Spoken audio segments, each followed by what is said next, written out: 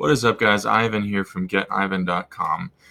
Today we have a video for you on how to download a music playlist using Scrapebox. In particular, for this tutorial, I downloaded music from over 100 different YouTube videos.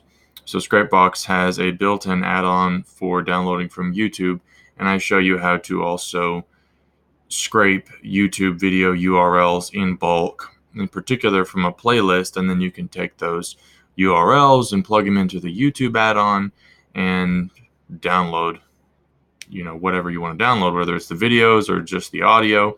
It's a whole process, but that's essentially the method in a nutshell, and it's for educational purposes. You can use it for all manner of things. So that's pretty much it. I will catch you later. Thanks. Bye-bye.